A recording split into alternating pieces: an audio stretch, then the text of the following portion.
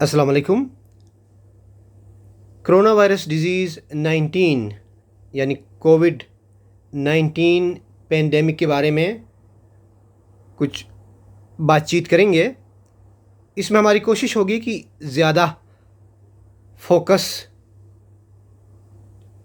ہم اس بات پر دیں کہ کیا دنیا میں کوئی ٹریٹمنٹس آ رہی ہیں، ویکسین کب تک مل سکے گی، اور اسی طرح امیونٹی کیسے بہتر کی جائے۔ آپ جانتے ہیں کہ ایپیڈیمک ایک ایسی بیماری کو کہتے ہیں، ایک ایسی وبا کو کہتے ہیں جو بہت تیزی سے پھیل رہی ہو، اور پینڈیمک ایک ایسی وبا ہوتی ہے جو دنیا کے بہت بڑے علاقے کو، بہت بڑے جغرافیائی خطے کو گھیر لے۔ تو چونکہ یہ وبا ایسی ہے جس نے دنیا کے تقریباً ہر ملک کو متاثر کیا ہے، اس لیے اب یہ ایک پینڈیمک ہے۔ گزشتہ ایک صدی کے اندر کوئی اتنی بڑی وبا دنیا میں نہیں آئی، البتہ 1918 میں انفلوئنزا پینڈیمک نے دنیا کو اپنے لپیٹ میں لیا تھا۔ اس نے اس سے زیادہ متاثر کیا تھا۔ امید ہے کہ یہ جلد کنٹرول ہو جائے گی، لیکن چونکہ اس زمانے میں حالات ایسے بہتر نہیں تھے، اور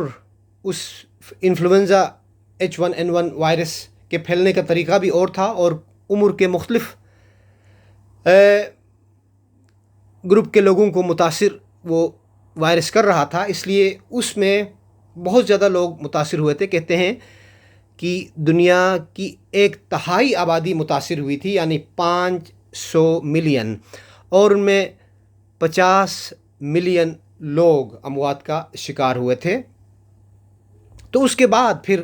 پوری ایک صدی تک اتنی بڑی کوئی وبا نہیں آئی۔ تو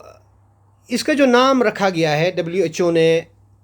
وہ ہمیں اچھی طرح سے معلوم ہونا چاہیے کہ کووڈ-19 یعنی کرونا وائرس ڈیزیز 19 کا لفظ اس میں اس لیے ہے کہ یہ 2019 میں پہلی دفعہ پہچانا گیا تھا۔ البتہ جو وائرس کا نام ہے وہ اور ہے۔ وائرس کو ٹیکنیکلی سارس کرونا وائرس 2 کہتے ہیں۔ سارس کا مطلب ہے سیویئر ایکیوٹ ریسپریٹری سنڈروم، اور کرونا وائرس 2 یہ کرونا وائرسز کی ایک 7ویں قسم ہے۔ اس کو 2 اس لیے بھی کہتے ہیں کہ جو ایک 1 تھا وہ 2002 میں آیا تھا، جس نے 8,000 تک لوگوں کو متاثر کیا تھا، اور کچھ مہینوں بعد تقریباً 800 لوگوں کی اموات کے بعد یہ ختم ہو گیا، اور ایک 2012 میں ایک مڈل ایسٹرن سنڈروم کے نام سے کرونا وائرس کا اسٹرین آیا، جس نے بھی تقریباً 2,500 لوگوں کو متاثر کیا، پھر وہ ختم ہوا۔ اس کے علاوہ بھی دنیا میں اور 4 عام کرونا وائرسز موجود تھے جو 1930 میں پہلی دفعہ پہچانے گئے تھے۔ اس کے بعد سے وہ دنیا میں تھے، اور وہ عام نزلہ، زکام، کھانسی کی بیماری کرتے تھے، اور کچھ وقت کے لیے جسم میں داخل ہونے کے بعد پھر جسم سے نکل جاتے تھے، یا مدافعت ان کا مقابلہ کر کے ان کو 5 6 7 دن میں ختم کر دیتی تھی۔ وہ وائرسز ابھی بھی ہیں، اور عام نزلہ زکام وہ کر رہی ہیں۔ لیکن یہ جو 7ویں قسم ہے، یہ جو دنیا میں اس قدر مشکلات پیدا کر چکی ہے، یہ ایک مختلف وائرس ہے، اور اس کی خصوصیات ان پہلے کی وائرسز سے، کرونا وائرسز سے ذرا مختلف ہیں۔ اور اس کی سب سے بڑی بات یہ ہے کہ بہت کنٹیجیس ہے، اور اس کی کچھ وجوہات ہیں۔ اس کو کرونا وائرس اس کہنے کی وجہ یہ ہے کہ یہ اس کی شکل کچھ اس قسم کی ہے۔ کرونا کا مطلب ہوتا ہے یعنی تاج، کراؤن، اور اگر اردو میں ترجمہ کیا جائے تو اس کا مطلب ہوگا کہ یہ تاجدار وائرس یا کلغیوں والی وائرس۔ اس کی کچھ خاص جو وجوہات ہیں کنٹیجیس ہونے کی، وہ یہ ہے کہ یہ کچھ زیادہ دیر تک ماحول میں رہ سکتا ہے، خصوصاً سرفیسز پہ۔ ہوا میں ابھی تک یہ معلوم ہو چکا ہے کہ شاید چند گھنٹے ہی ہوا میں معلق ہو کے زندہ رہ سکتا ہے، لیکن سرفیسز کے اوپر یہ زیادہ دیر زندہ رہتا ہے۔ اگر یہ کسی کارڈ بورڈ پہ ہو تو شاید 24 گھنٹے تک زندہ رہے گا،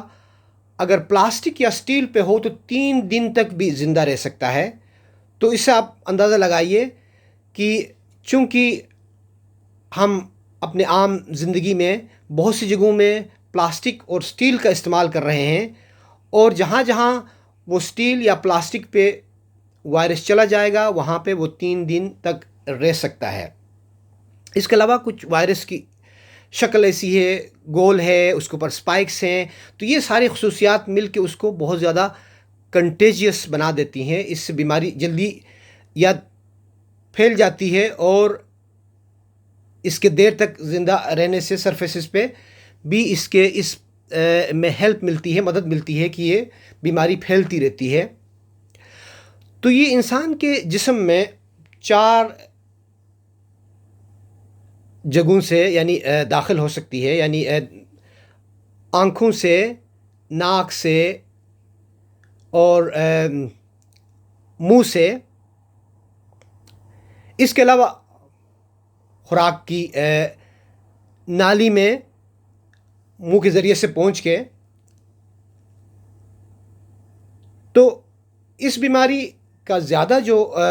ٹرانسمیشن ہے وہ البتہ منہ اور ناک سے ہوتا ہے، لیکن آنکھوں سے بھی دیکھا گیا ہے۔ اسی لیے آپ دیکھ رہے ہیں کہ آنکھوں کی حفاظت کے لیے فیس کور یا شیلڈ استعمال ہو رہے ہیں۔ جب یہ جسم کے اندر داخل ہو جائے ناک سے یا منہ سے، تو اس کی خاص خصوصیت یہ ہے کہ جلدی یہ پھیپھڑوں تک پہنچنے کی کوشش کرتا ہے، اور پھیپھڑوں کے آخری کناروں پہ جو چھوٹے چھوٹے حصے ہیں ان کو الویولائی کہتے ہیں۔ وہ چھوٹے چھوٹے تھیلوں کی شکل میں ہوتے ہیں۔ پہلے تو سانس کی نالیاں ہوتی ہیں، جو کہ یعنی ایک بڑی نالی ہے یہاں درمیان میں، پھر اس سے 2 پھیپھڑے بن جاتے ہیں، پھر ان میں چھوٹی چھوٹی نالیاں ہیں جو کہ 23 بار تقسیم ہوتی ہیں آگے، یعنی 2 پھیپھڑوں کی شکل ایسی ہوگی جیسے کہ ایک درخت الٹا کے رکھ دیا گیا ہو، اور اس درخت کا جو تنا ہے اس کو آپ سمجھ لیں کہ وہ ٹریکیا کہلاتا ہے، اور پھر اس کے آگے 2 پھیپھڑے ہوتے ہیں اور ان کی کئی شاخیں ہوتی ہیں، اور کناروں پہ وہ الویولائی ہوتے ہیں، اور الویولائی کے یعنی کناروں پہ جو سیلز ہوتے ہیں ان سیلز پہ جا کے یہ اٹیک کرتا ہے، اور وہاں ان سیلز کے اندر گھس کے، ان سیلز کو ہم نیموسائٹس کہتے ہیں، یہ ٹائپ 2 نیموسائٹس میں جاتا ہے، اور وہاں ان کے اندر گھس کے ان سیلز کے اندر جو ہے نا یہ اس کی افزائش ہوتی ہے، یہ ریپلیکیٹ کرنا شروع کر دیتا ہے، ملٹیپلائی ہونا شروع کر دیتا ہے، اور وہاں پھر ایک سیل کے بعد دوسرے سیل میں چلا جاتا ہے، تیسرے سیل میں چلا جاتا ہے۔ تو چونکہ یہ الویولائی بہت ضروری ہیں انسان کے لیے کہ یہیں سے ہی آکسیجن نے گزر کے ہمارے خون میں جانا ہے، یعنی وہ آکسیجن جو ماحول سے ہم ناک اور منہ سے اندر لے جا رہے ہیں، ٹریکیا اور سانس کی نالیوں سے گزر کے وہ الویولائی کے اندر پہنچتا ہے، اور الویولائی کے اندر گیس ایکسچینج ہوتا ہے، وہاں پہ گیس ٹرانسفر ہوتا ہے کہ آکسیجن ہمارے پھیپھڑوں سے خون میں چلا جاتا ہے، اور خون سے کاربن ڈائی آکسائڈ واپس ہمارے الویولائی میں آ جاتا ہے۔ تو الویولائی کے اندر یہ سارا نظام چل رہا ہے ریسپریشن کا، گیس ایکسچینج کا۔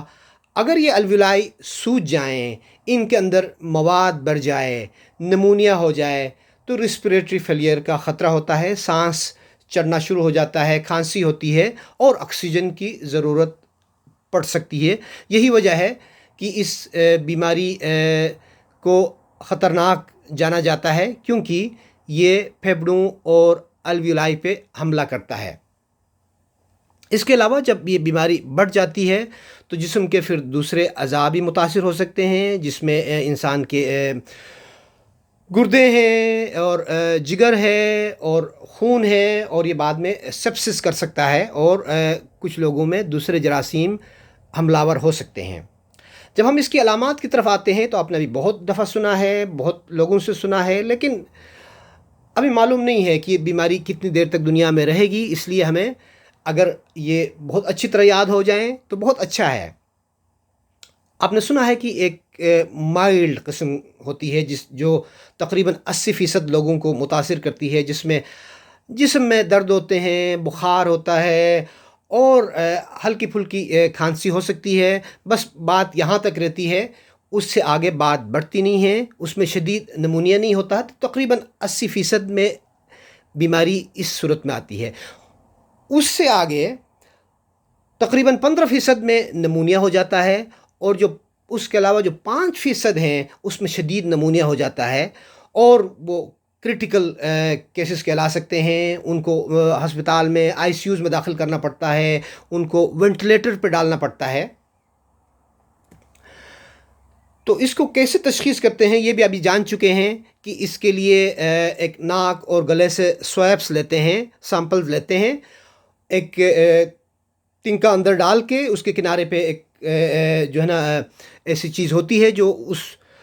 ناک سے اور گلے سے مواد کو جمع کر سکتا ہے۔ تو پھر آگے اس کا ایک ٹیسٹ ہوتا ہے، عام طور پر اس کو ہم پولیمریز چین ری ایکشن PCR ٹیسٹ کہتے ہیں۔ یہ ٹیسٹ دنیا بھر میں ابھی موجود ہے، کہیں زیادہ ہے کہیں کم ہے، اور آپ سن رہے ہیں کہ ٹیسٹوں کے بھی مسائل دنیا میں موجود ہیں۔ جتنے زیادہ ٹیسٹ زیادہ ہوں گے اتنا فائدہ ہوگا، اتنا زیادہ معلوم ہو جائے گا، لیکن دنیا میں یہ مشکل ہے کہ یہ ٹیسٹ آسانی سے کیا جائے۔ PCR اور چیزوں پہ بھی کیا جا سکتا ہے، یعنی پھیپھڑے کے اندر کے سکریشنز یا بلغم یا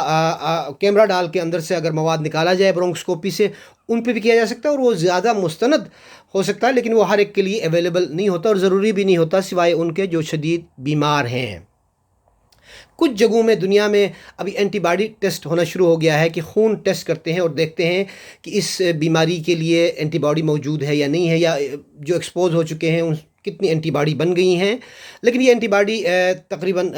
10-12 دن کے بعد ان کا لیول آنا شروع ہو جاتا ہے۔ تو دنیا میں یہ بہت فائدہ مند ٹیسٹ ہوگا، اینٹی باڈی بننے سے ہم اس بیماری کے خلاف محفوظ ہو جائیں گے، لیکن یہ ابھی ہر جگہ موجود نہیں ہے، کچھ جگہوں میں آ گیا ہے۔ اس کے علاوہ کچھ اور ٹیسٹ بھی ہوتے ہیں جو ہسپتال میں داخل ہونے والے مریضوں کے لیے ہوتے ہیں، جس طرح آرٹیریل بلڈ گیسز کہتے ہیں، کہ اگر ان کہ یعنی آرٹری سے بلڈ نکال کے دیکھا جائے تو اس میں آکسیجن کا لیول، کاربن ڈائی آکسائڈ کا لیول، ان کی ایسڈ کا کیا لیول ہے، یعنی پی ایچ کا کیا لیول ہے، یہ ساری چیزیں ہمیں دیکھنی پڑتی ہیں، دیکھنے کے لیے کہ اس بندے کو ریسپریٹری فیلئر ہے یا نہیں ہے، یا اس کو وینٹیلیٹر کی ضرورت ہے یا نہیں ہے۔ اس کے علاوہ ہم فل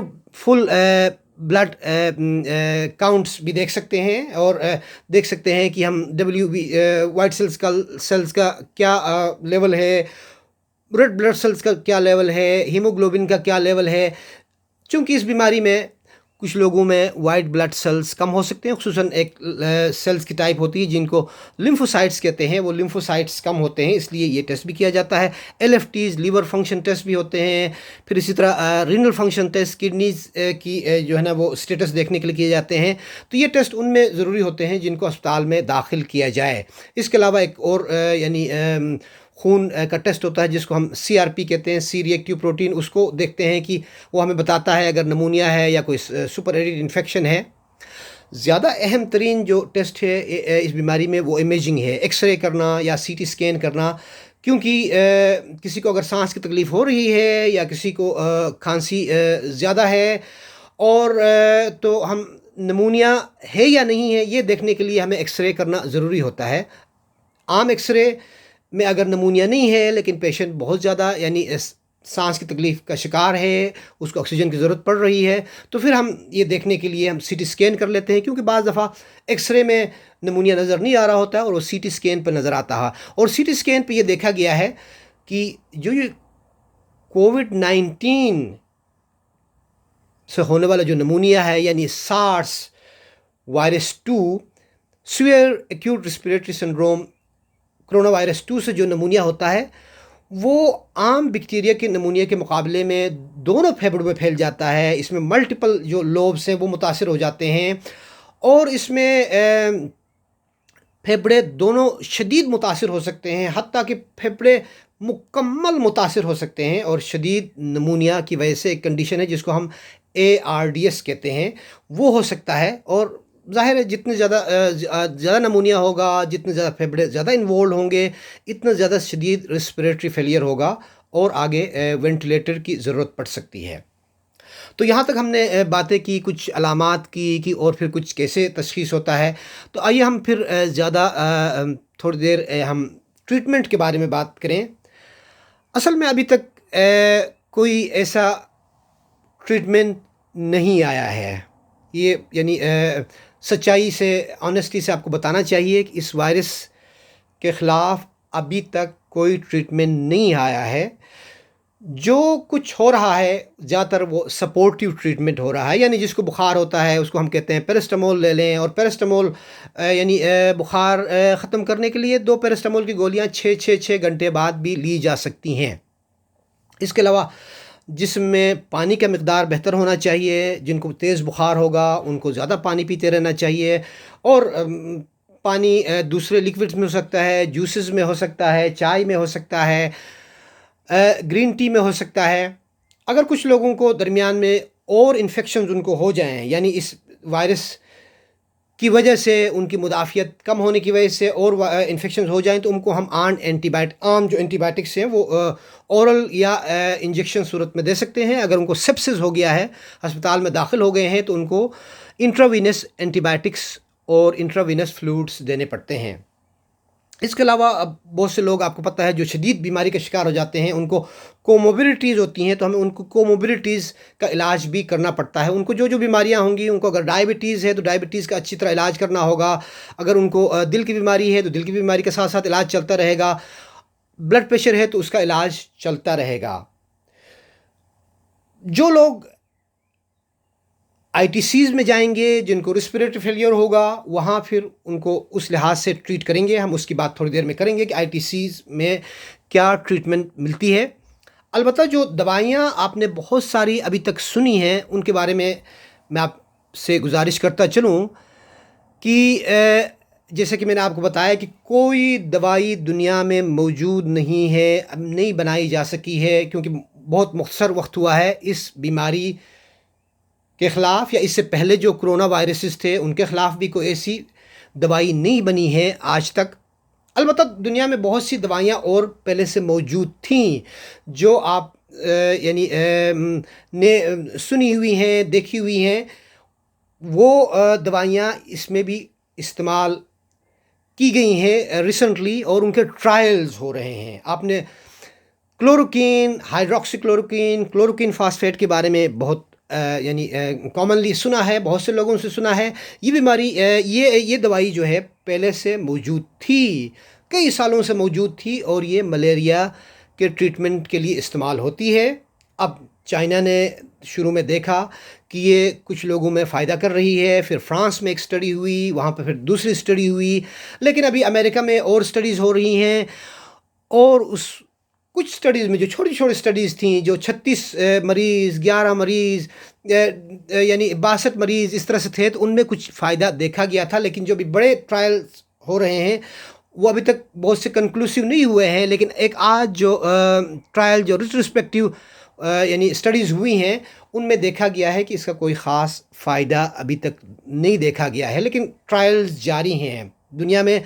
تقریباً 300 کے قریب ٹرائلز اس وقت چل رہی ہیں جو ان مختلف ڈرگس کو دیکھیں گی کہ ان کا کیا فائدہ ہوگا۔ یہ مختلف سٹیجز پہ دی جائیں گی، کچھ لوگوں میں ان سٹیجز پہ دی جائیں گی جب وہ بہت ہلکے بیماری کا شکار ہوں گے، کچھ کو ذرا آگے جا کے دی جائیں گی، کچھ کو بالکل یعنی ایسمپٹومیٹک سٹیج پہ کانٹیکٹس کو دی جائیں گی، دیکھیں گے کہ کتنے لوگوں کو اس سے فائدہ ہوگا۔ تو اس لیے غیر ضروری طور پر ان کو استعمال نہیں کر رہا ہے جب تک ڈاکٹر صاحبان خود آپ کو نہ دے دیں، یا آپ اس ٹرائل کا حصہ نہ بن رہے ہوں جو اگر یہ ٹرائل ہو رہے ہیں۔ تو ہائیڈروکسی کلوروکین کے علاوہ ایک اور دوائی ہے جس کو ہم ایزیتھرومائسین کہتے ہیں۔ یہ عام طور پر ہم دیتے ہیں، گلا خراب ہونے پہ بھی دیتے ہیں، نمونیا میں بھی دیتے ہیں۔ یہ یعنی ایک عام ڈرگ ہے ایزیتھرومائسین، یہ بھی استعمال کیا جا رہا ہے دنیا کے کچھ حصوں میں، لیکن یہ بھی ایک یعنی اس وائرس کے لیے یہ بھی ایک ٹرائل ڈرگ ہے۔ اسی طرح ایک دوائی ہے جس کو ہم ریمڈیسیویر کہتے ہیں، یہ ایک اینٹی وائرل ڈرگ ہے۔ اس دوائی کے بھی ٹرائل ہو چکے ہیں، پہلے کچھ وائرسز میں یہ فائدہ مند ثابت ہوئی ہے، ابھی اس کے ٹرائل ہو رہے ہیں۔ اس کے علاوہ آپ نے سنا ہے کہ آئرمیسٹن کے نام سے ایک دوائی ہے جو کہ یعنی کیڑوں کو مارنے کے لیے تھی، جو پیٹ کے کیڑے ہوتے ہیں. آسٹریلیا میں انہوں نے ایک اسٹڈی کی، اور وہ اسٹڈی جو ہے نا انہوں نے ایکسپریمنٹ کیا لیبارٹری میں، ان ویٹرو دیکھا کہ یہ کووڈ کے جو وائرسز ہیں ان کو بھی مار سکتی ہے، لیکن یہ بھی ابھی تک کوئی یعنی باقاعدگی سے کہیں استعمال ہونی شروع نہیں ہو گئی ہے. اس لیے از خود یہ دوائی نہیں کھانی ہے، کیونکہ یہ کیڑے مارنے کے لیے تو بہتر ہو سکتی ہے، ہو سکتا ہے کہ وائرسز کے لیے ابھی تک کوئی اس میں فائدہ نہ ہو. تو جب تک ٹرائلز ہمیں یہ نہ بتا دیں ہم نہیں استعمال کر سکتے ہیں. امریکہ میں کچھ جگہوں میں کنولیسنس پلازما استعمال ہوا ہے، یعنی ان لوگوں میں جن میں بیماری ہوئی پھر وہ ٹھیک ہو گئے، ان کے پلازما کے اندر ظاہر اینٹی باڈیز ہوں گی، وہ پلازما دوسرے لوگوں کو لگانے سے کچھ چھوٹے چھوٹے یعنی ٹرائلز ہوئے ہیں جہاں پر یہ فائدہ دیکھا گیا ہے، لیکن یہ بھی باقاعدہ ٹریٹمنٹ کے طور پر ابھی عام نہیں ہوا ہے. تو کہنے کا مطلب یہ ہے کہ یہ بہت ساری گولیاں، دوائیاں جو گولیوں کی شکل میں ہیں، زیادہ تر وہ استعمال یعنی بطور ٹرائل کی جا رہی ہیں. لیکن ٹرائل کا مطلب ہوتا ہے ایکسپیریمنٹ کرنا، تجربہ کرنا، اور ٹرائلز کی یعنی مختلف قسمیں ہوتی ہیں. بہترین ٹرائل وہ ہوتا ہے جس کو ہم RCT کہتے ہیں، رینڈمائز کنٹرول ٹرائل، جس میں کنٹرول کر کے دیکھا جاتا ہے. 100 لوگوں کو دوائی دی جاتی ہے، 100 لوگوں کو نہیں دی جاتی ہے، 50 کو دی جاتی ہے، 50 کو نہیں دی جاتی ہے. دیکھا جاتا ہے کہ ان دونوں میں کیا فائدہ. اگر جن کو نہیں دی گئی ہے وہ بھی ٹھیک ہو گئے ہیں تو پھر آپ سوچتے ہیں کہ اس دوائی نے کیا فائدہ دیا ہوگا. تو یہ باتیں آپ کو ذہن میں رکھنی ہے. از خود کوئی بھی دوائی نہیں لینی ہے، یہ آپ سے گزارش ہے. ہاں، وہ لوگ جو شدید یعنی بیماری کا شکار ہیں، جو ICUs میں چلے گئے ہیں، تو آپ کو پتہ ہے کہ وہاں پہ ڈسپریشن میں جب کوئی چارہ کار نہ رہے، جب سامنے نظر آ رہا ہو کہ کوئی انسان یعنی خطرے میں ہے، تو آپ ڈسپریشن میں کچھ چیزیں دی جا رہی ہیں، وہ ان کا ایک الگ رول ہے، لیکن عام لوگوں کو وہ دوائیں نہیں لینی چاہیے. ICUs کے اندر مینلی وینٹیلیٹر کی سہولت ہوتی ہے، لیکن ایک اور ہے جو آپ نے کم سنا ہوگا، اس کو ہم CPAP کہتے ہیں، continuous positive air way pressure. یہ ایک ماسک ہوتا ہے جس میں آپ کو گلے کے اندر ٹیوب ڈال کے بے ہوش کر کے وینٹیلیٹر پہ ڈالنا نہیں پڑتا. وینٹیلیٹر ایک انویسیو چیز ہے جس کے اندر انسان کو بے ہوش کرنا پڑتا ہے پہلے، یعنی جس طرح جنرل انستھیزیا دیتے ہیں اسی طرح سیڈیٹ کرنا پڑتا ہے، پھر منہ کے اندر یعنی ٹریکیا کے اندر ٹیوب ڈالنی پڑتی ہے، اور اس ٹیوب کو مشین سے اٹیچ کرنا پڑتا ہے، اور وہ مشین جو ہے وہ آپ کے پھیپھڑوں کو پریشر یا والیوم سے اندر پھولاتا رہتا ہے، اور ساتھ ساتھ آکسیجن بھی جا رہی ہوتی ہے. لیکن اگر کم یعنی سانس کی تکلیف ہو، آکسیجنیشن اتنی خراب نہ ہو، ریسپریٹری فیلئر سویئر نہ ہو، تو CPAP سے گزارا چلایا جا سکتا ہے. اور یہ بہت سے لوگوں کو CPAP سے فائدہ ہوا ہے. یہ وارڈ کے لیول پہ دیا جا سکتا ہے، اور CPAP اتنا مہنگا بھی نہیں ہوتا ہے. CPAP ہو سکتا ہے یعنی پاکستان جیسے ملک میں یہ تقریباً 1 لاکھ کا ایک CPAP آتا ہو، تو یہ یعنی CPAP اگر 2 لاکھ کا بھی ہے یا 3 لاکھ کا بھی ہے تو بھی بہت یعنی مہنگا نہیں ہے. ایک CPAP وارڈ کے لیول پہ استعمال کیا جا سکتا ہے. مجھے یاد ہے کہ یعنی آج سے 15 سال پہلے بھی جب ہم اپنے یعنی ہسپتالوں میں کام کرتے تھے، تو 15 سال پہلے سے ہم نے یہ تقریباً شروع کر دیا تھا پاکستان میں بھی CPAP اور BiPAP استعمال کرنا. تو یہ بہت فائدہ مند ہو سکتا ہے لوگوں کو، یعنی انیشل لیول پہ جن کو صرف آکسیجن سے گزارا نہیں ہو رہا ہے، صرف آکسیجن سے ان کی ریسپریٹری فیلئر میں فائدہ نہیں ہو رہا ہے، تو ان کو CPAP دیا جا سکتا ہے. اور جب CPAP بھی نہیں ہوگا تو اگر وہ ICU کے لیے کینڈیڈیٹ ہیں، تو ICU کینڈیڈیٹ وہ ہوتے ہیں جن میں بہت زیادہ بیماریاں پہلے کی نہ ہوں، تاکہ یہ نہ ہو کہ وہاں ان کو لے جا کے ان کو کوئی فائدہ نہ ہو. یہ ڈاکٹروں کو تھوڑا سا یعنی حساب کتاب کرنا پڑتا ہے کہ کون سے وہ لوگ ہوں گے جن کو ICU یا وینٹیلیٹر سے فائدہ ہو سکتا ہے. تو آپ کو معلوم ہو چکا ہے کہ ڈاکٹروں کے لیے جو ہے نا وہ پرسنل پروٹیکٹیو ایکوپمنٹ کی ہم بات کریں گے تو وہ پہننا بہت ضروری ہے، اور وہ بہت ہی اچھا ہونا چاہیے. چائنا نے جو ہمیں دکھایا اپنے ویڈیوز میں، ہم نے بہترین قسم کا PPE دیکھا تھا، پرسنل پروٹیکٹیو ایکوپمنٹ، لیکن بدقسمتی سے ویسٹ میں ابھی تک مختلف وجوہات کی بنا پر ایسا PPE نہیں لایا جا سکا ہے، اور کافی سٹاکس کی کمی ہو رہی ہے. ہم اس تفصیل میں ابھی نہیں جائیں گے، لیکن یہ بہت ہی ضروری چیز ہے ہیلتھ سٹاف کو بچانے کے لیے، کیونکہ وہ ڈائریکٹلی فرنٹ لائن پہ انوالو ہوتے ہیں اور ان کے صحت مند رہنے سے، ان کے بچے رہنے سے بہت سے اور مریضوں کے ٹھیک ہونے کا آپ گارنٹی دے سکتے ہیں. تو اس لیے بہت ہی ضروری چیز ہے. عام لوگوں کے لیے کیا چیزیں ضروری ہیں؟ ہم امیونٹی سے پہلے اس کی بات کر لیتے ہیں. ظاہر ہے اس پہ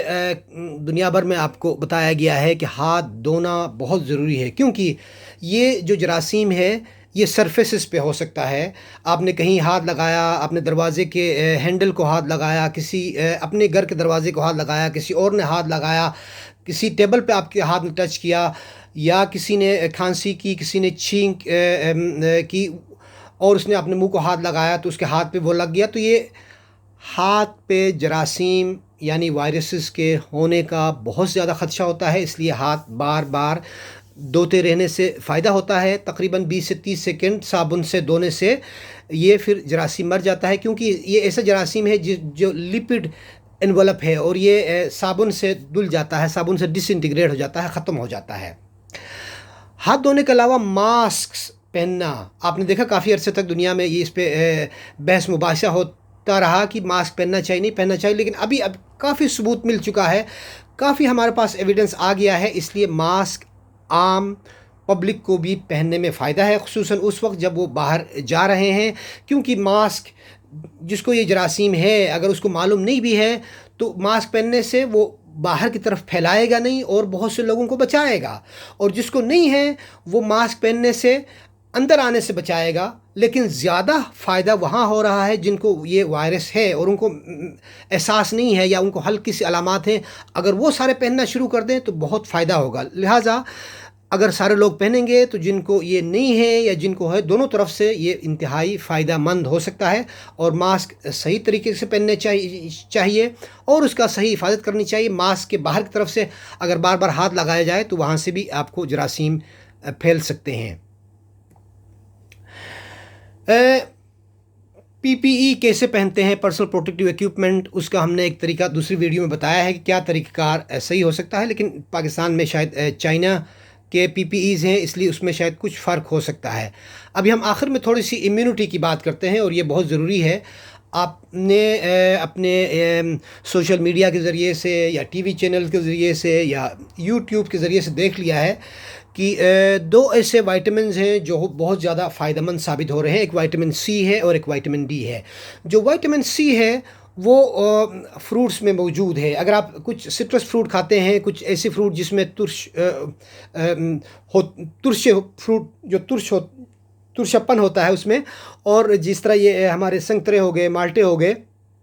کینو ہو گئے، یا کچھ ایسی سبزیاں ہوگی جن میں یہ ہوتا ہے. اگر آپ بہت سارے ایسے فروٹ کھا رہے ہیں تو ہو سکتا ہے آپ کو ضرورت نہ پڑے، لیکن اگر وائٹامن سی ایڈیشنل بھی اگر کھا لیں تو اس کا کوئی نقصان نہیں ہے. لیکن اگر آپ فروٹ کھا رہے ہیں تو آپ سمجھ لیجئے کہ آپ کی وائٹامن سی پوری ہو رہی ہے. البتہ وائٹامن ڈی کے بارے میں ابھی دنیا بھر میں یہ بتایا جاتا ہے کہ ہمیں وائٹامن ڈی کھا لینی چاہیے. جن کو وائٹامن ڈی کی کمی ہے ان کو تو بڑے بڑے ڈوزز کھانے چاہیے، لیکن جن کو وائٹامن ڈی کمی نہیں بھی ہے وہ تو ان کو بھی کھانا چاہیے. وائٹامن ڈی عموماً سورج کی روشنی میں بیٹھنے سے یا کام کرنے سے بنتا ہے، اور جو لوگ آلریڈی سورج کی روشنی میں پہلے سے بیٹھتے تھے، ایسا ان کا کام تھا، تو ان کو شاید وائٹامن ڈی کی اتنی شدید کمی نہ ہو. لیکن جن کا لائف سٹائل اس قسم کا تھا کہ وہ زیادہ تر گاڑی میں رہتے تھے یا زیادہ تر اپنے گھروں کے اندر رہتے تھے یا دفتروں میں رہتے تھے، تو ان کو وائٹامن ڈی کی کمی ہو سکتی ہے اگر انہوں نے ٹیسٹ نہیں بھی کروایا ہے. تو ایسی صورت میں وائٹامن ڈی مل جاتی ہے، آپ لے لیں. ویسے 1000 یونٹ روزانہ لینا یعنی 25 مائکرو گرامز کافی ہوتا ہے، لیکن کچھ سٹڈیز نے دکھایا ہے کہ 2000 یونٹ تک بھی لے لیں تو کوئی نقصان نہیں ہے. حتیٰ کہ لوگ 5000 یونٹس بھی روزانہ لے رہے ہیں، اور یہ آپ اپنے جو ڈاکٹر ہیں ان سے بھی مشورہ کر سکتے ہیں. تو یہ لیکن جن کو کمی ہے ان کو تو خیال میں بڑی ڈوز لے لینی چاہیے، اور یہ کچھ عرصے لینے کے بعد پھر آپ کو اس میں کمی لا کے واپس اپنے ایک عام خوراک پہ یعنی 800 مائکرو گرام دن میں یا 800 انٹرنیشنل یونٹ 800 انٹرنیشنل یونٹس یا 1000 انٹرنیشنل یونٹس دن میں ایک دفعہ لے لینی چاہیے. اس کے علاوہ ایکسرسائز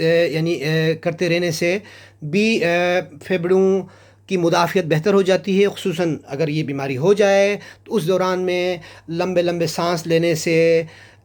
اس بیماری میں مدد مل سکتی ہے۔ وہ اس طرح سے کہ لمبے لمبے سانس پھیپھڑوں کو کھول لیتے ہیں، اور خصوصاً پھیپھڑوں کے جو آخری کنارے ہیں جن کو ہم نے الویولائی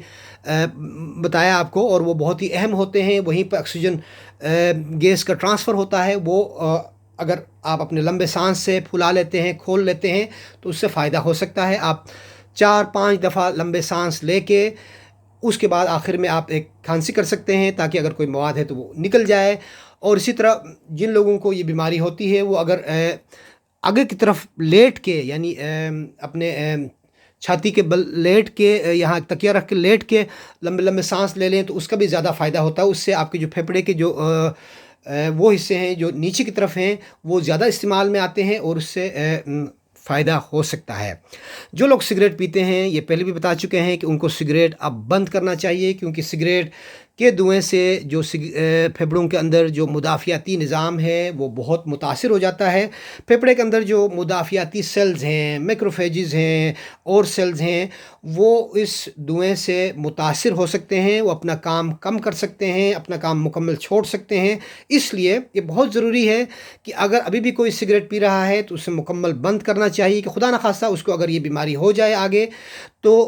وہ سگریٹ پینے کی وجہ سے اس کا رسک بہت زیادہ بڑھ جائے گا۔ اگر وہ سگریٹ چھوڑ دے گا تو اس کا جو پھیپھڑے کا مدافعتی نظام ہے، جو مدافعتی سیلز ہیں، وہ بہتر ہونے شروع ہو جائیں گے، اور مدافعت ان کے اندر بڑھ جائے گی۔ تو یہ تو تھی خالصتاً یعنی میڈیکل لحاظ سے ہم نے باتیں کی۔ آپ کو پتہ ہے کہ کرونا وائرس ڈیزیز کا مقابلہ صرف میڈیکلی نہیں ہو رہا ہے، کیونکہ اس کے اور پہلو بھی ہیں۔ اس کا ایک پہلو معاشی بحران کا ہے، اور ایک پہلو نفسیاتی خوف کا ہے۔ جو معاشی بحران جو آنے والا ہے، جو آلریڈی بہت سے لوگ سفر کر رہے ہیں، اس کا مقابلہ کیسے ہو، اس کے ایکسپرٹس آپ کو بتائیں گے، اور ان ایکسپرٹس کو ضرور سن لیں، اور اس کی تیاری کرنا بہت ضروری ہے۔ بہت ضروری ہے کہ جس طرح ہمیں میڈیکل معلومات ہیں، جس طرح ہمیں اس وائرس سے لڑنے کے لیے میڈیکل معلومات ہونی چاہیے، اس طرح ہمارے پاس معلومات ہونی چاہیے کہ ہم کس طرح معاشی بحران سے لڑیں گے یا لڑنا چاہیے۔ البتہ میں آپ کو 2-3 باتیں بتاؤں گا کہ نفسیاتی طور پر ہمیں کیسے لڑنا چاہیے۔ اس بیماری کے بارے میں لڑنے کے لیے سب سے پہلا بہترین طریقہ تو یہ ہے کہ ہمیں سائنسی معلومات زیادہ ہوں۔ جتنی زیادہ ہمارے پاس علم ہوگا، جتنی زیادہ معلومات ہوں گی، اتنے زیادہ ہم بہتر سے بہتر طور پر اس کا مقابلہ کر سکیں گے، اور ہمیں نفسیاتی دباؤ کم سے کم ہوگا، کیونکہ ہماری معلومات زیادہ ہوں گی، ہمارا علم زیادہ ہوگا، ہماری آگاہی زیادہ ہوگی۔ لیکن اس میں کوئی حرج نہیں ہے کہ ہم اس دور میں اپنی نفسیاتی دباؤ کو کم کرنے کے لیے اگر ہم جو ہے نا وہ اپنی توجہ دعا کی طرف کر لیں، خدا کی طرف کر لیں، اور وہاں سے ہم مضبوطی حاصل کر لیں روحانی طور پر، تو یہ بہت ہی فائدہ مند چیز ہے۔ آخر میں شاید ایک جو چیز رہ گیا تھا وہ آپ کو ذکر کرتا چلوں کہ دوبارہ سائنس کی بات آ گئی ہے۔ ویکسین کی بات بہت زیادہ ہو رہی ہے، اور شاید چائنا میں بھی ہے، دنیا کے دوسرے ملکوں میں بھی ہے، لیکن برطانیہ میں 2 دن پہلے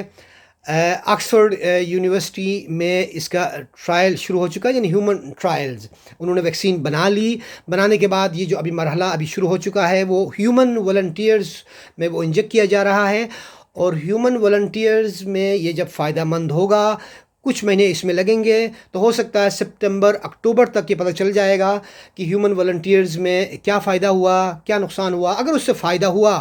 خدا کرے کہ فائدہ ہو جائے، تو پھر ان ہیومن والنٹیئرز پہ جو تجربہ ہوا، اس کی بنیاد پہ ان کے اندر اینٹی باڈیز دیکھ کے، ان کے اندر امیونٹی دیکھ کے،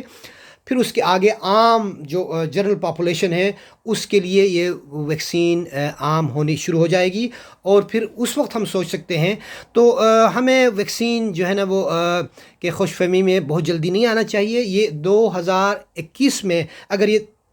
تجربہ کامیاب ہوا